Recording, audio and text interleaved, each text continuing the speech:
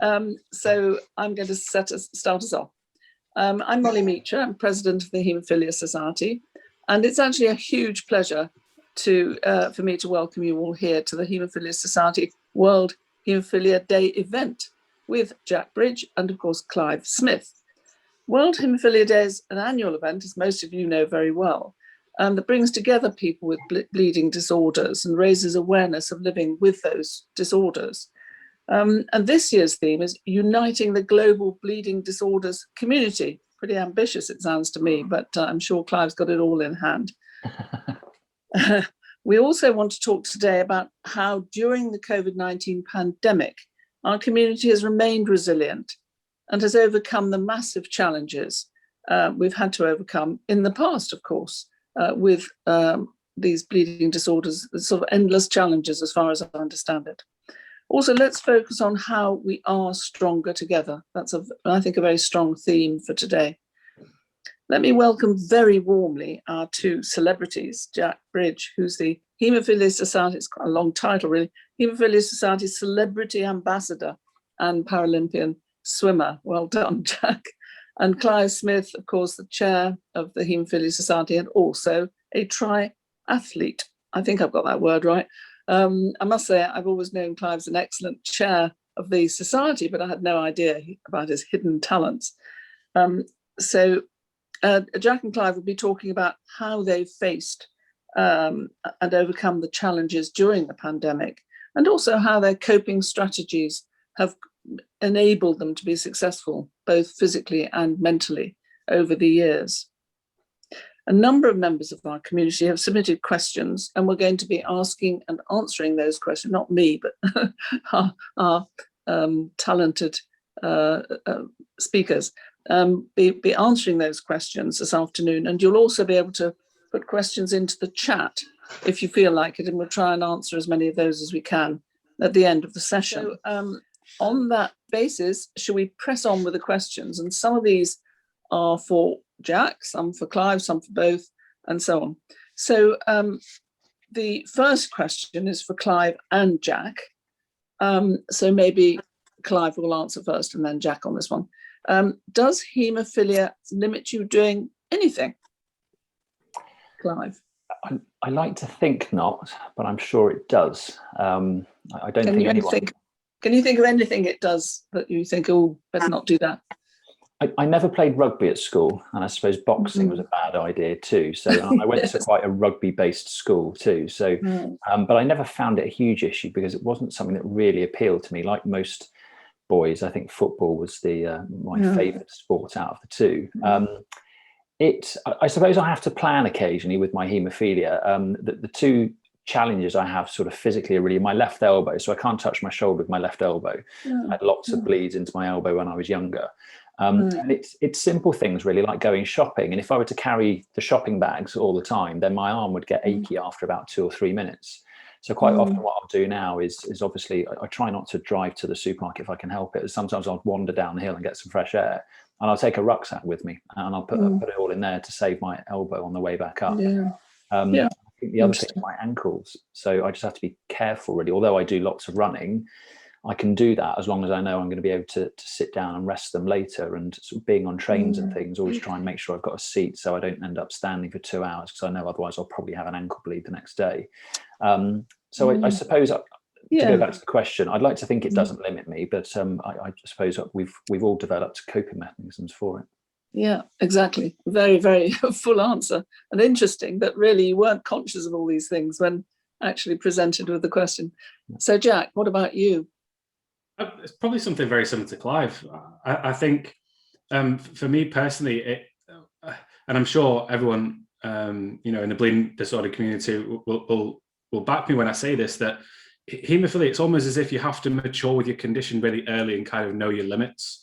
Like Clive said, he needs to plan ahead of his journey. So if he's going to the shops, he's taking a rucksack, or he's going on the train, he needs to plan a seat so he can sit down. And it's the same with everything. But in essence, to answer the question, haemophilia doesn't really stop me doing anything. But it comes back to that same idea that haemophilia doesn't kind of control my life, but without it, we wouldn't be here. We wouldn't be having, we wouldn't be part of such an amazing community. And haemophilia has meant that I've met so many amazing people, and that's something I'm really, really grateful for. So saying it doesn't stop me doing anything, but it is a part of my life, and I think it's good to accept that, because it can almost take over your thinking at times. So I just don't kind of dwell on the things that I can't do, and just kind of focus on what I can do and control what I do. And that's the same kind of ethos I took in my swimming career. So I was always told to control the controllables and to block out all the outside noise that was irrelevant. And that's something that I take it, with my haemophilia as well, and just focus on what I can do. So making sure I'm treating properly, and minimizing any experience that might cause me pain later down the line. Brilliant. Thanks ever so much for that. The second question, again, to both of you. What was the hardest thing about the last year, and how did you overcome that challenge? Maybe we'd better start with Clive again, since Jack's just stopped speaking. Clive. I think there've been a number of challenges. I think it's quite difficult to pick out one as being hard. I think there are lots of questions here, so maybe concentrate on one. So. I shall. Well, I think probably the last lockdown was probably the hardest for me, being over winter.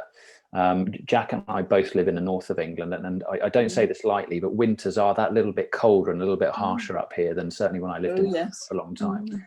And I think I found that really hard. The short days, the not going out, the not getting daylight and things. So actually going out, walking the dog and all those sorts of things were the things that I had to make sure I did. Otherwise, you could just spend your day in front of your computer screen on calls and working and things. So yeah, for me, undoubtedly, I think the last lockdown over winter has been the hardest. Yeah, thanks, Clive. Well, Jack, similar? Yeah, pretty similar. I was working at the start of the pandemic. I was working at a market research firm in Oxford. I then got put on furlough in April, and I decided to come home to Lancashire in May.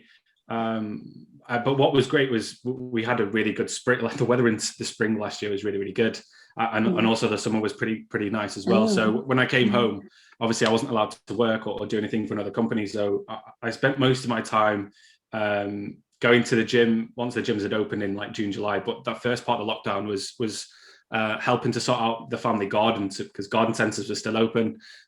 So I took a keen interest in sorting out our back lawns and making sure the dog got 3 walks a day. And similar to Clive, it was just a case of trying to get outside and do something, because my biggest outlet since I retired from swimming was going to the gym.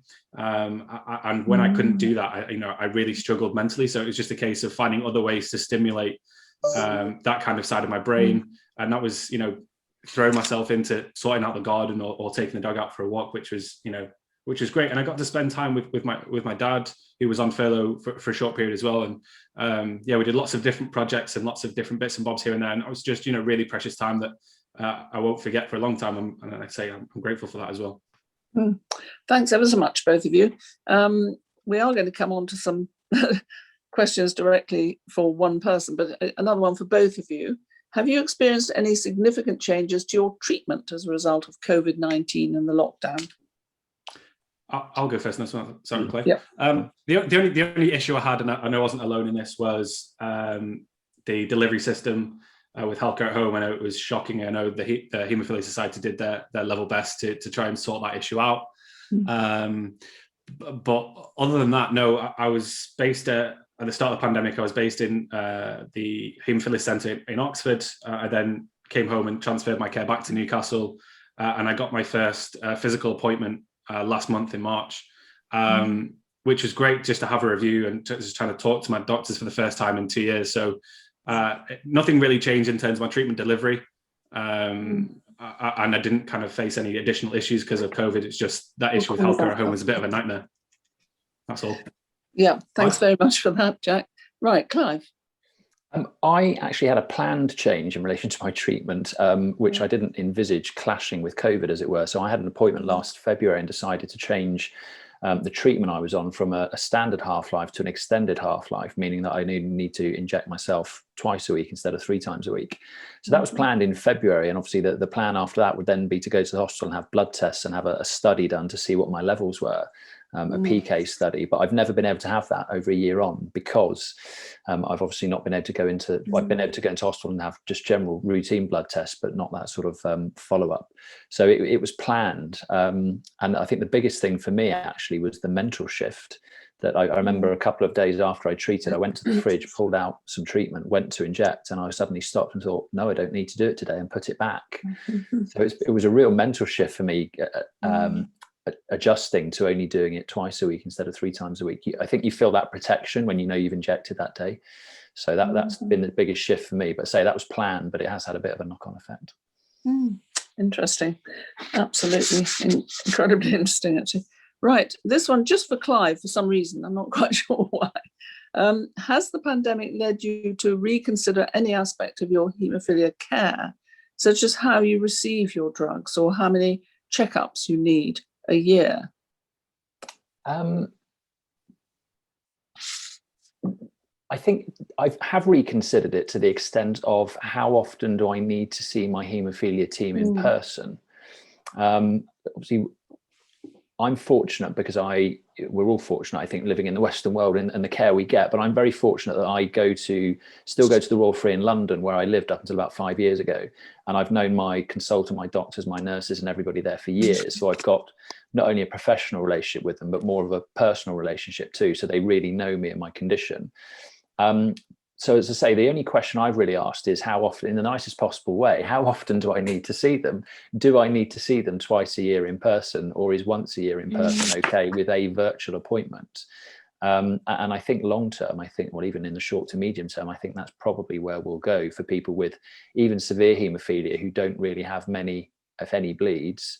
I think in reality, we may well have 2 appointments a year, but only one of them will be face to face. Interesting. Thanks, Clive. Right, now, is Alex around somewhere?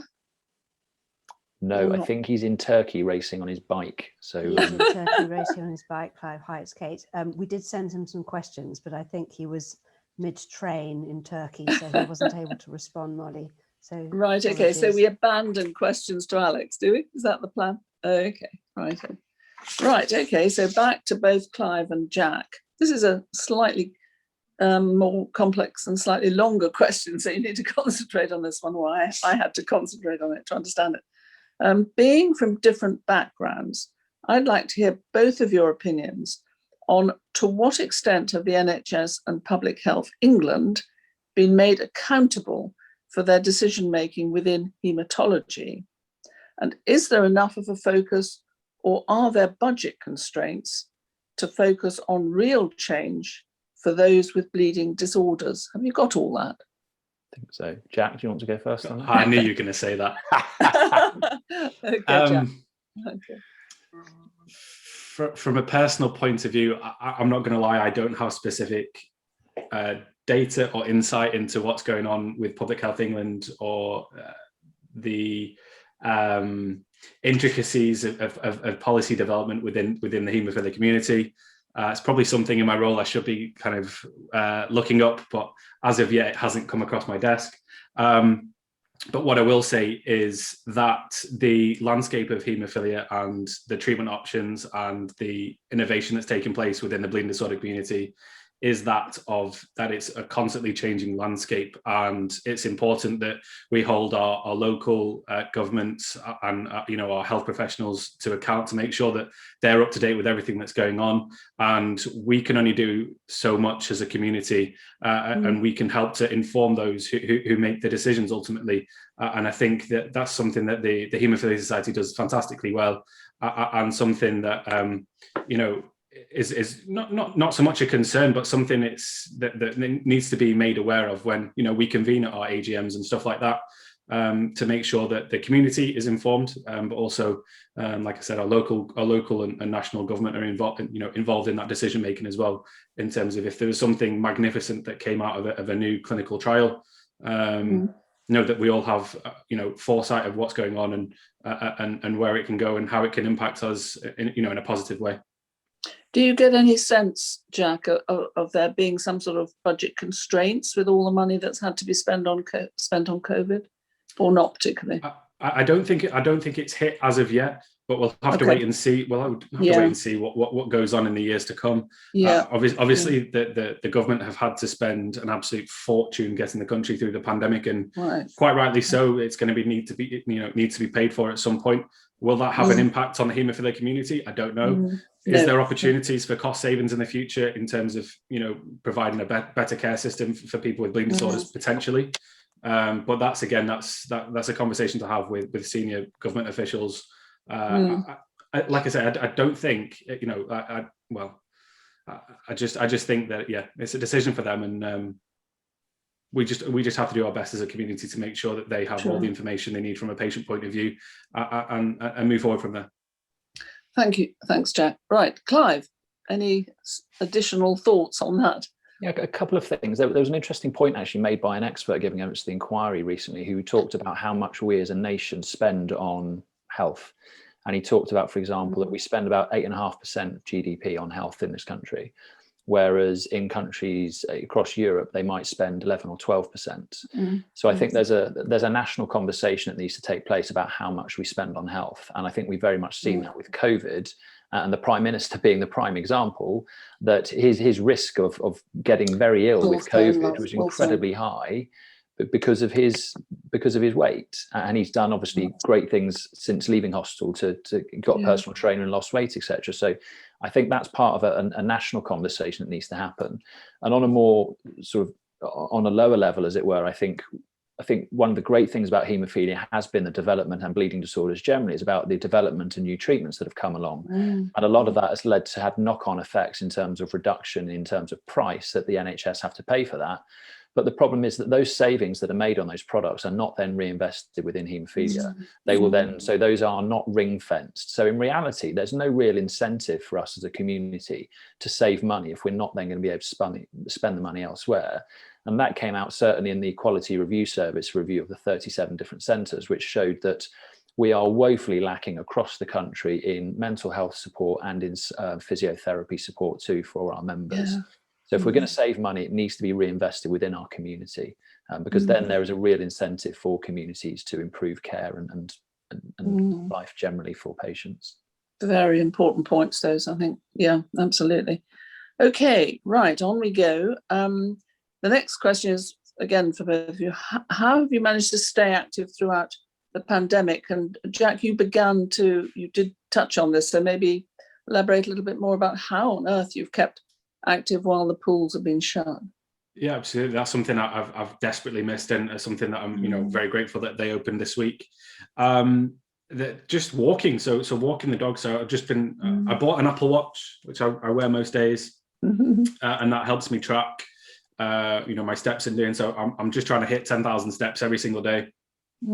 And sometimes my ankle or knees can feel a little bit painful afterwards, but if I don't get out and get that kind of mental stimulation, that fresh air, that feel-good kind of factor, that vitamin D, especially as the sun's been great today, I can definitely feel, I can feel the impact if I have like a day just in the house doing nothing.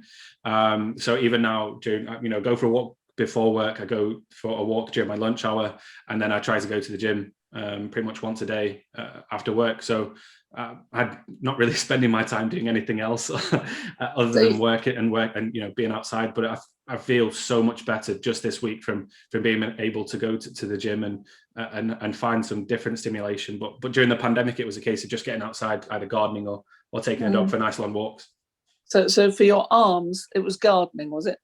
Basically, pretty much. And I did have some small weights in the garage, which were great for a little bit. But nothing like the big weights you get in the gym. No, quite. Okay, Clive, what about you? How have you managed? I've actually, for some years now, in part of my training, I've always cycled indoors on a turbo trainer. And the whole world of cycling indoors has changed in the last few years with a platform known as Zwift, where you can literally, there are virtual worlds that you can cycle around. And even the professionals last year, when there were no bike races and triathlons and things, were racing on these platforms, and they were being broadcast on TV. So I got involved with Zwift just over a year ago now, and I've been doing probably about 500 kilometers or so a month indoors. And I've actually started racing as well. So I'm racing tonight online on Swift, part of a virtual team. And I race with people. Some people might be in America who are just waking up. Others might be in the Netherlands, and sometimes even in Australia and things, who are, 6 a.m. for them. So that's one of the ways I've done it. The other thing is, like Jack, I've got a dog, so I'm walking the dog as well. And the last thing I have to say is that our West Yorkshire local group have been running a race around the world competition since March now. No, February. We started end of February, and we've covered, I think, something like 52,000 miles so far. And I have to say, it's given me a real incentive to get out and do a bit more cycling and a bit more running. And now in this week, getting back to swimming too, because I think probably like Jack, if you've not got anything to aim for and actually train for, it's really difficult just to train for the sake of training. There are some days when that's easy to do, but there are other days when it's really, really difficult. So that's been a real incentive actually over the last couple of months. So the running on your machine indoors, apart from your team, you're actually competing against other teams, are you, or other individuals? Yeah, so the cycling indoors, there's a group of 8 of you, and you all ride together. You can see everybody else online, and we actually have an app where we put our headphones in, and you can talk to each other while you're racing. So say there'll be people all around the world, and you're chatting to them while you're racing. And there are other teams. You go off in 30-second intervals, so you try and catch the team in front of you. Oh, right. So it's highly competitive. Very competitive, yes. Okay, right. Okay, next question. What advice would you give to other people on how to motivate yourself to stay active during lockdown? As you say, motivation is difficult when you've not got a competition coming or whatever. Yeah, I think going back to that, I think having something to aim for is always good. And, you don't have to be running, cycling or swimming. It's whatever interests you. So the first thing to do, I think, is to find something that interests you, whatever that may be. And, like Jack, for example, going out and just trying to walk 10,000 steps a day. I know many people have that as a target. So find something that interests you, and you can do, obviously, with your condition. There might be things that limit you and stop you being able to walk all the time, for example. And then, trying to have little goals, I think, to try and achieve really helps. Sorry, Clive, but even just going out and getting some fresh air, I think does the world of good. I know from personal experience, I was lucky enough to live in the countryside in Oxfordshire when I was down there, and I'm fairly near the countryside here in Lancashire, and it's just an absolute pleasure just to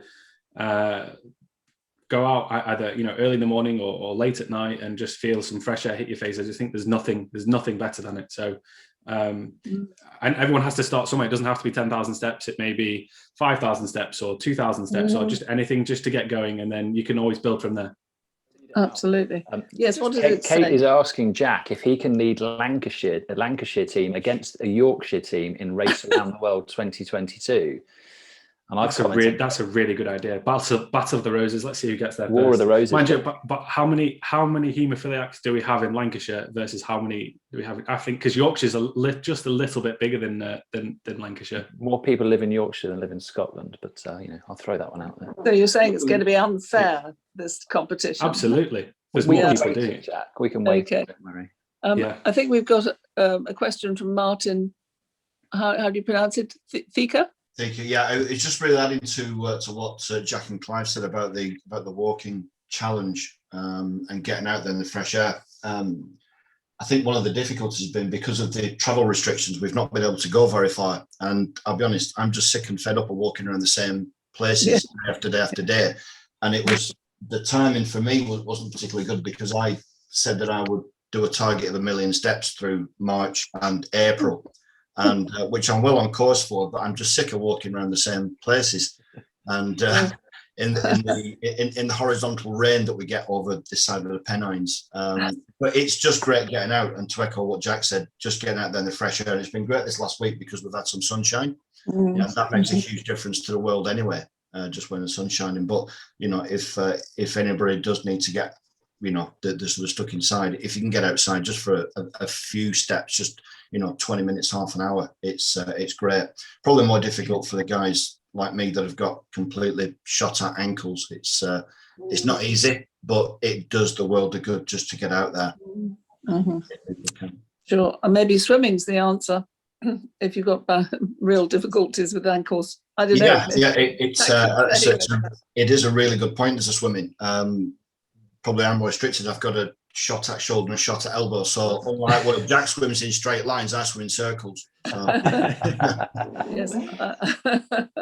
One thing that Amazing. I found when I had stiff ankles was, and I know I've spoken to Clive about this, but we have a training tool called, they're literally like flippers or fins, we call them, and sometimes just using that, for me, when I used to train, it just really used to help kind of the flexibility of my ankle, kind of ease the pressure off of the swelling, which is a really good tool. So swimming is always, the go-to sport for a haemophiliac, because it's non-weight bearing and it's a really, really good cardiovascular workout. And just even sitting or walking around water is a really good workout for anyone with haemophilia.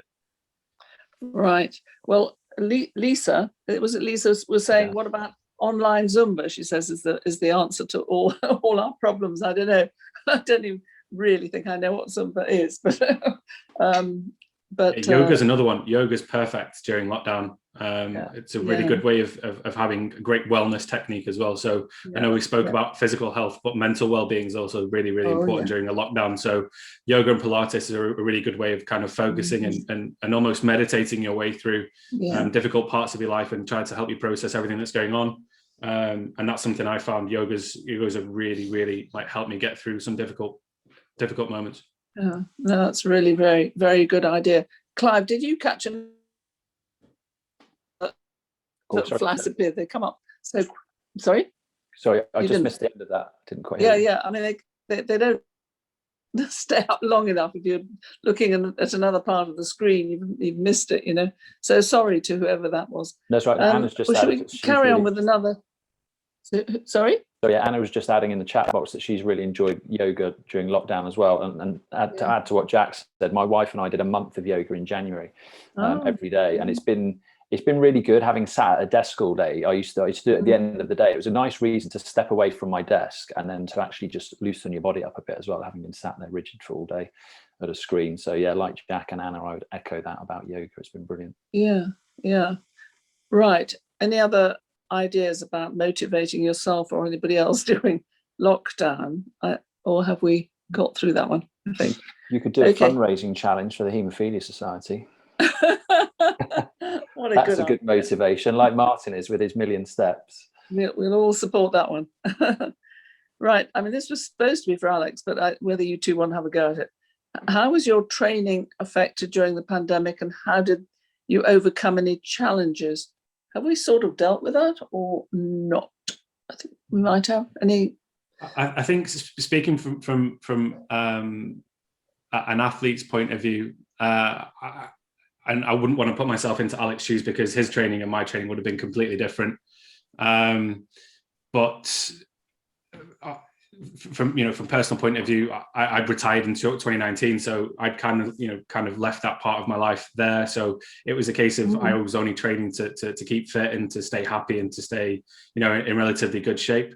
But I can imagine it'd be really, really difficult in terms of having to travel all over the world during to do road races. If I was still swimming, it'd be really difficult in terms of swimming pools being open and gym facilities. It's just been a really difficult time for sport, but it's been a really difficult time for everybody. And I think it's important to note that sport, yes, is really important to a lot of people, but it's not the be all and end all for everybody.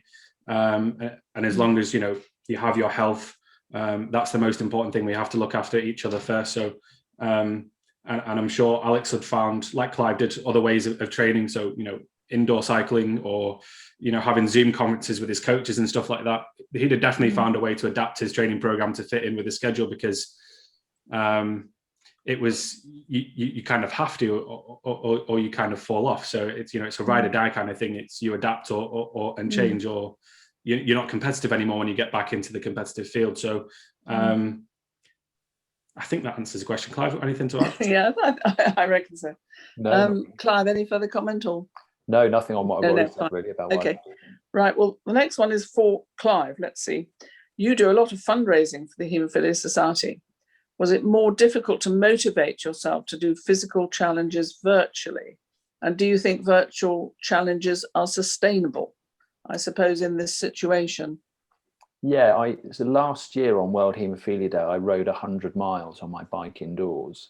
And I actually did it a bit quicker than I thought I was going to. And I only decided to do it a few days before, which sounds ridiculous, but that's sort of, I wasn't far off there anyway in terms of my training. So I knew it was something that was achievable. And having said I was going to do it, several other people then joined me, a couple of people actually with haemophilia too.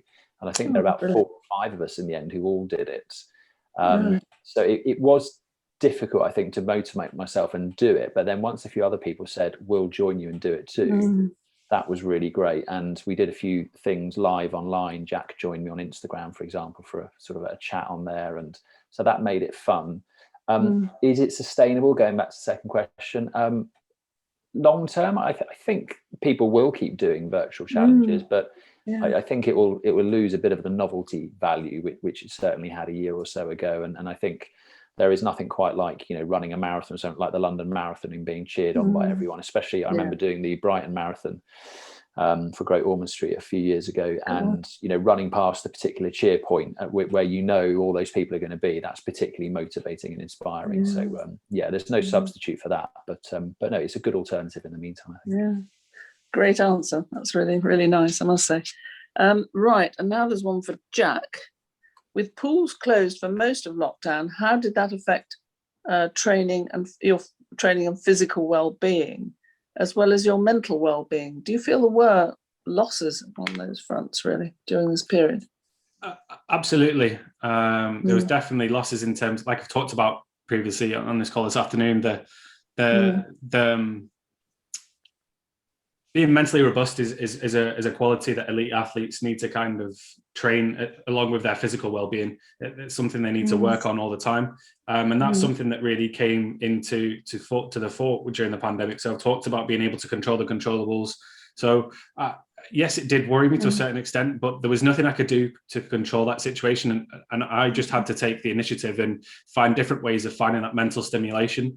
So like I said, I've talked about gardening. I've talked about, coming home and spending time with my family and my dog, and just finding other ways to occupy my brain so that I wasn't dwelling on the fact that I couldn't go to the gym or I couldn't go to the swimming pool and train.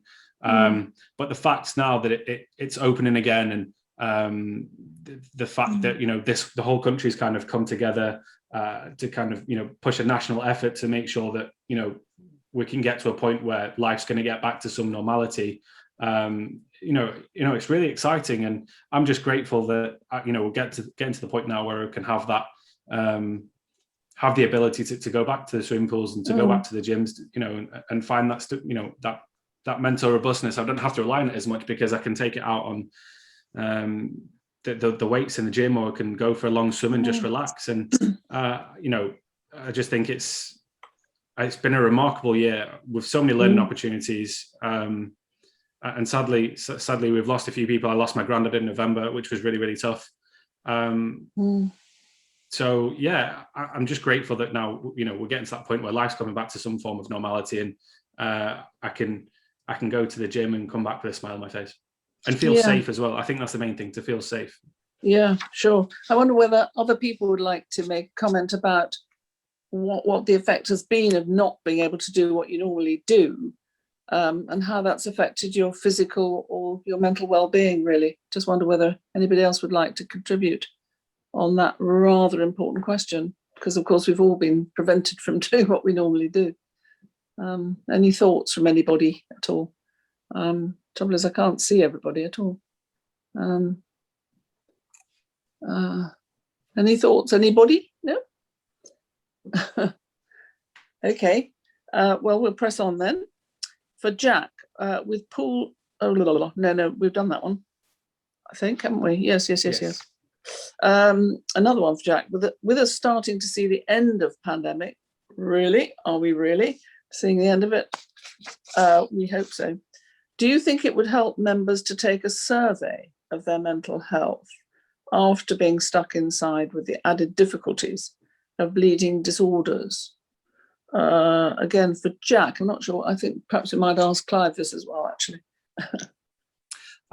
Potentially, that might be a really good way of helping to communicate the way they feel. But I think what the Haemophilia Society and the haemophilia community within the UK does really, really well is we engage with each other really, really well. And I would hope that most of our members know that there are people and other members within the haemophilia community who would be more than happy to sit down for half an hour and just have a chat, whether it's good, whether it's bad, and just to let have that chat about what's going on. I know from personal experience, my first experience of talking to someone else with haemophilia was on a weekend I was invited to in November of 2012, and just having that chance and that ability to speak to someone who was suffering from haemophilia, and he was going through the same things that I did, through my teenage years and my childhood, was really liberating for me. And I think it's the same now. I think we as a bleeding community have to put up with so many different kind of aspects of life that most people take for granted, and the only people who really truly understand what it's like is someone else suffering from the same condition. So, and that's something from personal experience we do really, really well. So it's a case of trusting and believing that there's people in this community who really come together to kind of help each other out, because as a community we've been through over a hell of a lot of number of years, and we really do we are really there for each other. And that's all I'd say on that. I think, yes, the survey would be a good idea, but I would trust and I would hope that if people are going through a difficult time, that they realized that there are other people in this community that really do care about them, and that will be there for them through thick and thin, because we have been thus far, and I am sure I'm sure we will be in the years to come. No, thanks very much, Jack, for that. Clive, have you got any thoughts on doing a survey of mental health and trying to put that information together? Oh, you're on mute. Sorry, I'm in mute. Classic. It had to be mute first, didn't it? I think it is worthwhile to the extent that if somebody else asks those questions, they're often questions that you won't ask yourself. I think it's a very British thing to always think, oh, well, there's always someone worse off than me, so don't worry about me, I'm fine, kind of thing.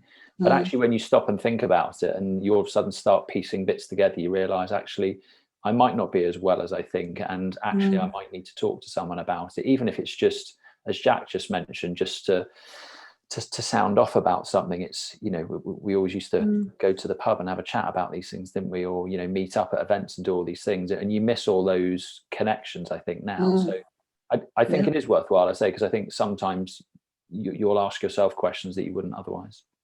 Yeah. And again, any comments from anybody, just stick your hand up if you want to make a comment on any of these questions, because they're relevant to everybody. And it'd be interesting to know whether there's general support for the idea of a mental health survey. And I don't know, Clive, maybe you can take that back to the society to see whether they'd be interested in doing something about that. I think it's a very interesting question. Yeah, Dawn, if anything good has come from thee, and then we can't see the end of that sentence. Anyone see the end of that sentence? If anything good's come from the pandemic, it's that talking about mental health is now less of a stigma, and I couldn't agree more. Yeah. No, very, very good point. Yes, it's become quite a national talking issue, an issue that people talk about. I think the government are doing a lot to engage with, especially the younger population, in terms of along with their mental health struggles, because it is a really, really difficult time for young people, with so many different options going on. So and I think that's only a positive thing, and will help the rest of the population. I agree. I mean, whether the government will actually put a bit of money into mental health services for young people, that would be worth a lot, because of course we know that the mental health services for young people are incredibly underfunded in this country. So I don't know whether the society can play a little role in nudging the government in the direction of funding some of that work. It would be very good if they would. Right, Jack, this one, I don't know why. I'm not sure why not for both of you, but Clive, if you've got anything to say, do. What do you think the Haemophilia Society could do to help promote fitness and well-being in the community, or of the community? I think we should be. I think one of the biggest thing is contact points with hospitals and physiotherapists. I know Paul, who is Clive's physio, and my physio, David in Newcastle, are very keen on making sure that their patients are all active. And I think not necessarily educating physios, because physios know the benefits of being active and stuff. but just trying to kind of reinforce it at every touch point, you know, a patient has with their healthcare professionals to get them doing more. There's only one person who can help, someone else be more active, and that's themselves. They need to want to do it. So we can encourage as much as we can to through kind of social media campaigns or educating healthcare professionals. And that's something that I've tried to do as part of my ambassadorial role, is just to help people just be more active and find ways of making sure that they're building muscle around target joints. And I hope that the stories of me, Clive, or Alex, or anybody else who's done great things in terms of advocacy and raising awareness can really draw inspiration from us, because we're at that point now where the treatment options are really great. And that people can do more than they could 15 or 20 years ago without the fear of having bleed. So it's a case of just try and continue inspiring people as much as we can, talking and having more events to where people can come along and think, I want to do a bit of that, I want to get fitter. And people can always ask me questions. So I'm on Twitter, I'm on Instagram, and I'm sure I have no problem with the Haemophilia Society sharing my email address if people have got questions on what they might do or how they might do things. And it'd been an absolute pleasure for me to help anyone out that's wanting to be more fit, because I want you guys to be happy, and if we're happy and we're healthy, then that's the most important thing. And I think one of the key topics this year is about this community coming together, and if I can help facilitate that to make sure that the community is fitter and happier, then it'd be an absolute pleasure. Brilliant, Jack. Thanks ever so much for all of that, and I'm sure people will take you up on it. Clive, what about you? Any thoughts about what the society can do, really? No, I think Jack's covered nearly everything, really. I think there's only one thing I'd add, really, is that I know Kate and I have been talking about how we can get people involved in other things as well. It's not only about sport and exercise too. So we've had conversations around the arts and other things too. So it's about finding outlets, I think, and things that you can, ways of expressing yourself, and that doesn't necessarily always have to be through sport as well, although obviously having haemophilia, sport is obviously a good thing to do because it protects you to that extent too. Yeah, I suppose things like singing are tremendous sort of spirit boosters, aren't they? I don't know whether people in the society do sometimes take to singing. We do at the carol service, Baroness Meacher, as you well know. Yes. Yes, I don't think I contribute to the singing, but I must say that choir, my goodness, they're brilliant. People really should come to the Haemophilia Society carol service. It's astonishing. You feel you've been to a concert. You really do. And also, if you remember, Clive, at the World Fed in Glasgow, we had the choir on the stage at the opening, which was absolutely fantastic. So really, it's honestly, singing's a massive outlet and again, it's a great way to work your vocal cords and burn some calories that way too. Sometimes we can get some karaoke at some events as well. Well, after one or two whiskeys, Clive. Hey, more than two, Jack. Right, and here's one for Clive. What do you think are the key things the society needs to do differently to adapt and thrive in a world so connected digitally and competing for a voice? There's a challenge, Clive. I think we need to, and we are already and have done, we need to think more deeply about how we work. And Kate and I have been talking about this for some time now in terms of people necessarily working in the office all the time. So having that flexibility within the staff team. Lots of people, we're not unique in this, I know, but lots of people are looking at how they work, whether people do actually need to be in the office 5 days a week.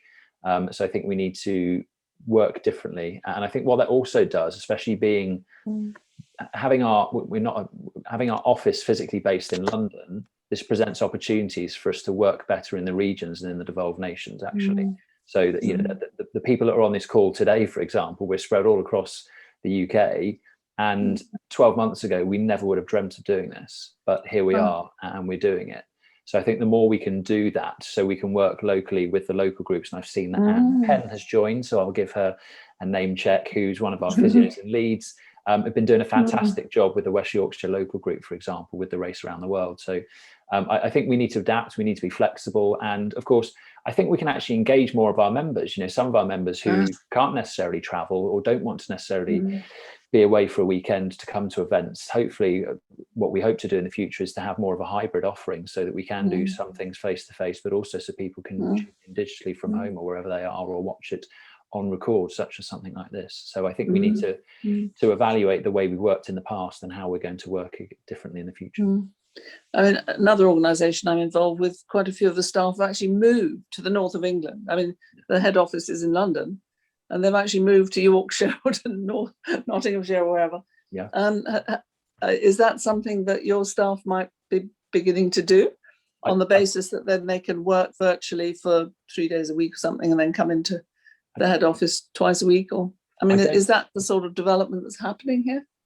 I don't think we've quite got to that stage yet, but I'm not sure. I don't know of anyone who's yet moved out of London, but I do know somebody was telling me, not to do with the society, someone was telling me recently that a friend of theirs had moved from the south to Yorkshire 6 months ago and hadn't told their boss. And they were going to wait until they had to go back to the office to then explain to them that I moved 6 months ago and I've still been doing my job effectively. So why do I need to come into the office? Which I thought at all. So yes. Just never turn up, right? Yeah, but I thought that was quite a novel approach of telling your boss I've moved. Yeah, no comment on that one. I think it's a bit challenging. I mean, I'm a great one. I believe a lot in teams and working together and collaboration and so on. So I think that's a challenge, but there you go. Right. Clive, what do you think are the key? We've done that one. And for both of you, what is the most important thing that you've learned over the last year? Gosh, that's a big question, isn't it? How to make a good gin and tonic. Important life skill, that, Jack. I already had that life skill. Goodness gracious me. Did you not? In all honesty, I'm grateful for my support network. I'm grateful for my parents, my sister, my dog, for just being there for each other. It's been a really, really difficult year, and like I say, I'm grateful for the fact I'm part of such an amazing bleeding disorder community, because when I've been down in the dumps a little bit, people have reached out and made me feel a little bit better. And I guess the biggest thing I've learned is that I'm not alone going through struggles during a global pandemic, and not that I'm reliant on people, but it's nice to know that people will always have your back. So I guess that's the kind of my biggest thing, that no matter where I go in life, I'll always have people to kind of count on, and I'm incredibly grateful for that. Lovely. What about you, Clive? My wife's not here, so I'm not getting brownie points for saying this, but genuinely, I think it's probably how well my wife and I get on, because I don't think we've had a single argument in the last year. That's a huge credit to both of you. Yeah. Well, I think it is almost. I think I think there's certainly something to be said about it, but yeah, I think that's how much we do rely on each other, I think is significant. And it's only my wife and I. We don't have children, so it's literally my wife and I and the dog in the house. So yeah, I think it's if you ever wondered if you'd chosen the right person as your life partner, I think the last year confirmed the answer to that question. So to say, she's not here, so I'm not getting points for this, but I'll show her the recording back later over a gin and tonic, Jack. So. All right. No, very, very nice. Well done. I don't know. Does anyone else want to comment on their marriages at this point? That's a bit of a challenge, that one. I don't think I better pursue that, do you? But now that the last questions are actually addressed to me, and then we'll go on to some questions, hopefully from the rest of you. I am asked, do I think the ongoing public inquiry has shaped how politicians view the bleeding disorders community? And if so, how? Well, it seems to me that politicians now are very, very much more aware of what a disaster occurred in relation to this community, and what you've all been through, and the incredible unfairness of the various bits of money that get dished out to various groups. I mean, I think people just weren't aware of any of those things very much before. and certainly MPs must be vastly better informed. So that's actually very good, I think. But because I don't generally mix with MPs, I mix with peers, unfortunately. I'm not sure in detail what their different views are, but I'm quite sure better informed is the main thing. And the second one is, what could the community do to help develop a working relationship with MPs and government? Well, I know that MPs really respond to approaches from their constituents. So if members of the society actually seek a discussion with their MP at their surgery, ideally, yes, virtually at the moment, but that doesn't really matter, although it's much better in person, I think, this sort of thing. They really can try and get their MP to lobby the government on these issues. So I think everybody has a part to play. I really do. I work with another organisation very closely, and it's astonishing the shift in MPs' attitudes that has been gained by individual members who are approaching their MPs and telling their personal stories. Do you realise what it's like? This is what it's like for me, or for my relative, or whatever it is. So I think there's a big job to do there, actually, following the inquiry. And as far as government goes, well, obviously that's where the society comes in. And the more personal stories, personal experiences that the society can put to government to back up the arguments for improvements, the better. So again, membership is just absolutely crucial all the way, really, with government. They pay attention to constituents, and I suppose one has to say it's votes, really. I mean, if I'm totally blunt about it. Right, so that is our questions from all of you to Jack and Clive. But I scribbled another one down as it came onto my screen and disappeared. And that was, what do you think of gene? Oh gosh, I'm told my battery's going low. Flicking nightmare. Whoops. Might have to wait for a second and plug this into another plug. In fact, I might do that, but you two be answering this question, what do you think of gene therapy? And I'll try and sort myself out for a second. Jack, do you want to go first? Yeah. So personally, I see it as something that's not perfected yet. It has the potential to be really exciting for everyone in the bleeding disorder community. But there are so many questions that we just, and so much data that we don't have yet, which would help make an informed choice of the impact of gene therapy may have. So it's something to keep on the back burner. I don't think it's immediate in terms of it coming specifically for haemophilia A anytime soon. Just because we don't have data what it looks like in 10 years after your first dose. Do you need top-ups? How is the NHS going to pay for it? This is £1 million operation. The NHS just can't just find £1 million just like that for one particular injection. So there's lots of questions that are surrounding gene therapy. The early signs are great. I know a lot of you will know Luke, who's gone through gene therapy for haemophilia B. I think Brian Omani from the Irish Haemophilia Society, he's gone through gene therapy.